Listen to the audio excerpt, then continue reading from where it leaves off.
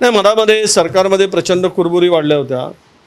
एकमेकाच्या फाईल अडवण्याचं काम सुरू झालेलं होतं आणि त्यातून सरकारमध्ये एक विसंगती निर्माण झाल्याची चित्र आपण सगळ्यांनी बघितलं आहे. आणि त्यामध्ये विकास कामावर परिणाम होत होता किंवा फाईल मोठ्या प्रमाणात पडून होत्या, त्याच्यावर निर्णय होत नव्हता.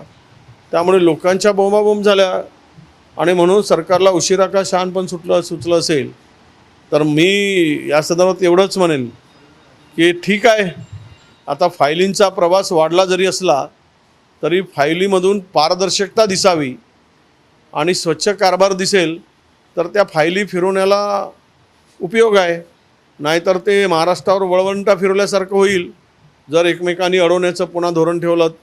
गेली ज्यांच्याकडे फाईल की त्यांनी फाईल दाबली उशीच्या खाली की ते फाईल शोधून भेटणारच नाही. म्हणजे असंही होता कामा नये की फायलीचा प्रवास स्वच्छ कारभारासाठी आहे की अडवण्यासाठी आहे, हा येणाऱ्या काळात दिसेल. हो, गेले 2 दिवस विदर्भ, मराठवाडा आणि राज्यातच अवकाळी पाऊस झाला. या अवकाळी पावसामुळे फळपिकं असेल, भाजीपाला असेल याचं मोठं नुकसान झालेलं आहे.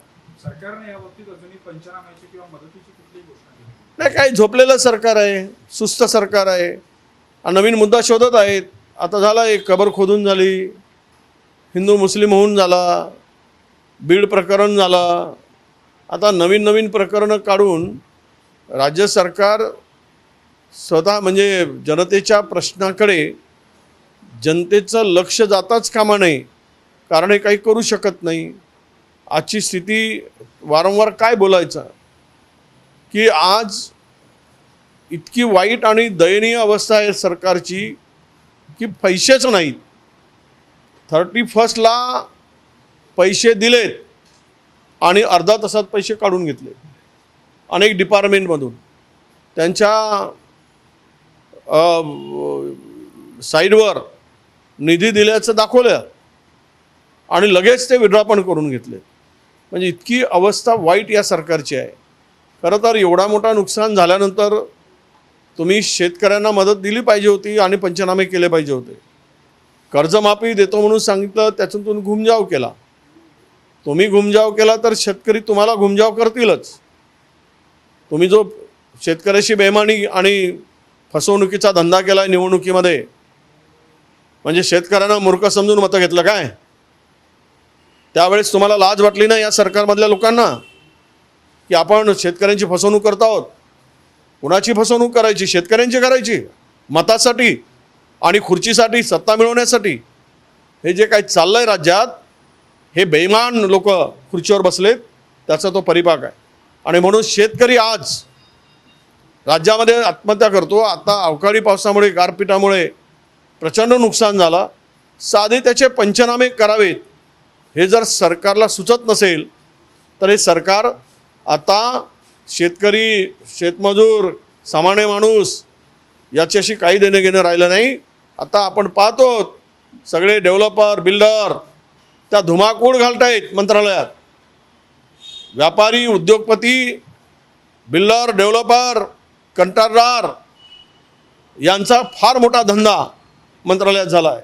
मंत्रालय जणू आता शेतकरी, शेतमजूर, सामान्य माणूस, आदिवासी, शोषित, पीडित, दलितासाठी राहिलेलं नाही, तर मंत्रालय आता केवळ आणि केवळ या मोठ्या लोकांसाठी, व्यवसायी लोकांसाठी, बिल्डर, डेव्हलपरसाठी आता मंत्रालय राहिलेलं आहे आणि त्यांचंच काम त्या ठिकाणी होते आहे. प्रचंड भ्रष्टाचार राज्यात वाढलेला आहे, त्याची परिसीमाच नाही. दररोज लोक पकडले जात आहेत ACBमधून. इतका भ्रष्टाचार. कोणी अधिकारी, कर्मचारी पैसे घेतल्याशिवाय काम करत नाही. धाक राहिला नाही कुठल्याच यंत्रणेवर, कुणाचाच धाक नाही. कारण जर सरकार जो लुटीचा धंदा करत असेल तर त्यामध्ये कोणाकडून काय अपेक्षा ठेवायची? आणि म्हणून यामध्ये सर्वात उद्ध्वस्त होत आहे तो शेतकरी होत आहे. कर्जमाफी नाही, आम्ही सरकारकडे आता आमचं मागणं आहे की तात्काळ पंचनामे करा आणि नुकसान भरपाई द्या. मागच्या 1.5 वर्षापासून, 2 वर्षापासून अनेक प्रस्ताव मदतीचे शेतकऱ्यांचे सरकारकडे आहेत, त्याच्यावर निर्णय होत नाही आहे.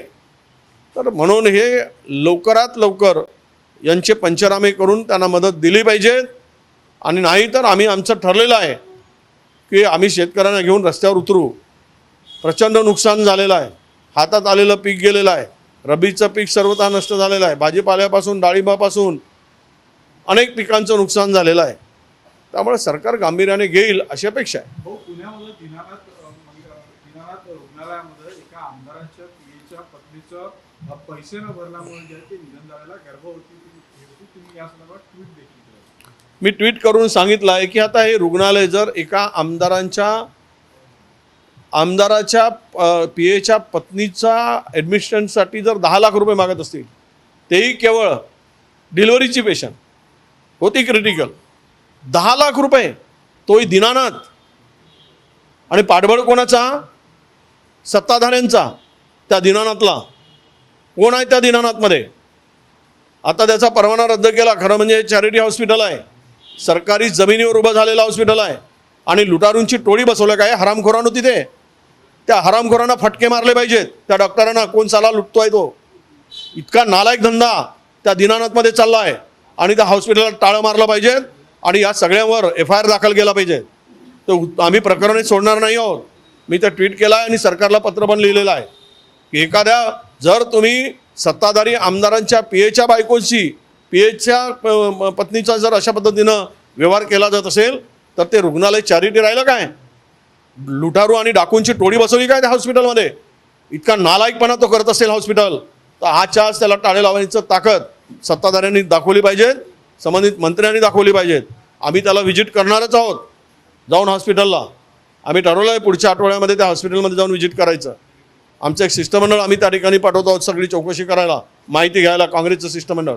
मी आज सकाळी अध्यक्षांशी बोललो आहे की त्या ठिकाणी एक शिष्टमंडळ आपलं पाठवा आणि त्वरित त्या तिथली माहिती घ्या आणि सरकारकडे ते आल्यानंतर त्यांची माहिती आली आमच्या समितीची की आम्ही सरकारकडे मग मागणी करू. चंद्रपूरमध्ये तुम्ही आणि आशिष शेलार एका गाडीतून गेले, चर्चा जी आहे ते राजकीय वर्तुळात मोठी हे पागलपणच आहे.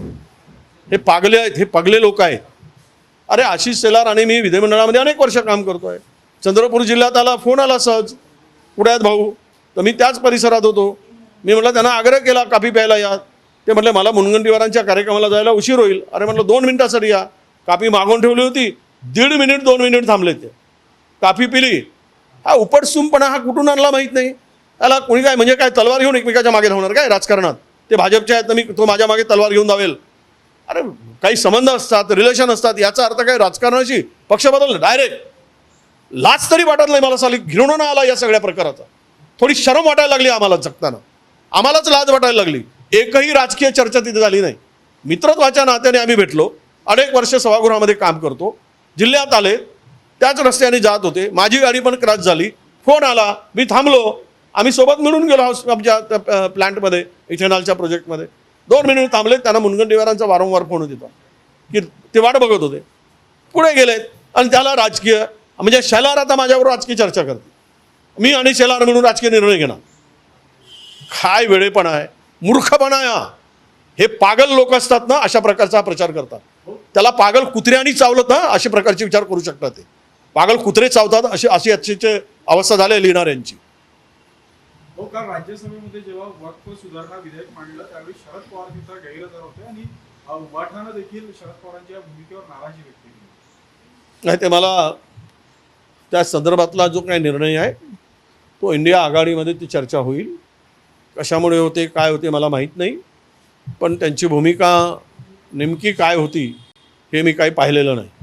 त्यामुळं तो राष्ट्रीय स्तरावरचा प्रश्न आहे. राष्ट्रीय स्तरावर त्याची चर्चा ते करतील किंवा त्यावर ते बोलतील. त्याच्यावर मी काय फार बोलू शकणार नाही. हा विषय असा आहे, वर्कच्या संपूर्ण याच्यामध्ये 2-3 दिवसाच्या गदारोळामध्ये महत्त्वाचा विषय तुमच्याकडून दुर्लक्षित झाला का? ट्रम्प प्रशासनानं 27% कर जो आहे तो लावलेला आहे सगळ्या याच्यामध्ये आणि मंदी मोठी येणार आहे. त्यामुळे वर्कच्या याच्यामध्ये हा सगळा दुर्लक्षित नाही, हेच आहे. देश विकून खाला जात आहे. देश विकला जात आहे. देश बर्बाद होत चालला आहे आणि विषय ते डायव्हर्ट करायसाठी महत्त्वाचा मुद्दा देशाच्यावर सरकारवर अडचणीचा आला की त्यामध्ये असे मुद्दे काढायचे. आत्ता जी टॅरिफवरून ट्रम्प सरकारने लावलेली जो आग्रह आहे ट्रम्पचा, त्यावर चर्चा व्हायला पाहिजे, त्यावर डिबेट व्हायला पाहिजेत, कुठेच होत नाही. जो आपल्या अमेरिकेमधून भारतात येणारा आयात होणारा शुल्क जे आहे ते शुल्क 100% काढून टाका असा आग्रह आहे. म्हणजे हे जर आग्रह असेल तर अमेरिकेतून मुख्यत्वे कोणते पिकं होतात अमेरिकेमध्ये? कापूस, सोयाबीन आणि मका हा प्रचंड मोठ्या प्रमाणात होतो. एक शेतकरी 2-2 हजार हेक्टरमध्ये पीक घेतो यांत्रिक सहाय्यानं. आणि तिथला शेतकरी आपल्या शेतकऱ्याशी कम्पीट करणार का? जे आपले आत्ता हमीभाव आहेत त्या हमीभावाशी MSPC तिथून जर माल विदाऊट निर्यात आपला आयात शुल्क जर भारतात आला तर इथला शेतकरी उद्ध्वस्त होईल, अर्थव्यवस्था पूर्ण खिळखिळीत होईल. साधारणतः 84 लक्ष डॉलरचा व्यवहार हा निर्यात होतो हिंदुस्थानामधून, त्याच्यावर त्यांनी 27% टॅक्स लावलेला आहे. म्हणजे इथला मेजर ऑटोमोबाईल सेक्टर जो आहे, ऑटोमोबाईल्समधून जे स्पेअर पार्ट पाठवले जातात तो सेक्टरच पूर्ण डुबवून जाईल. म्हणजे साधारणतः या सगळ्यामध्ये हिंदुस्थानचं 5 लाख करोडचं नुकसान होईल. पण त्यावर मात्र चर्चा होत नाही आणि चर्चा वक्फ बोर्डावर होते. अरे केदारनाथचं 300 किलो सोना कोणी खाला? त्याच्यावर ते सुरक्षित ठेवू शकत नाही. 300 किलो सोना गायब झाला तर केदारनाथ मंदिराचा, आणि हे वक्फच्या बोर्ड जमिनी सुरक्षित ठेवायला चालले. हा जो करंटेपणा आहे तो आलेला ट्रम्पच्या धाकामध्ये सरकारची बोलती बंद झालेली आहे. सरकार बोलू शकत नाही आणि म्हणून त्यांच्याकडून त्या अपेक्षा नाहीत. त्यासाठी हे नवीन मुद्दे उकरून ही चर्चा डायव्हर्ट करायची, विषय डायव्हर्ट करायचे असा त्यामागचा स्पष्ट उद्देश आहे. थँक्यू.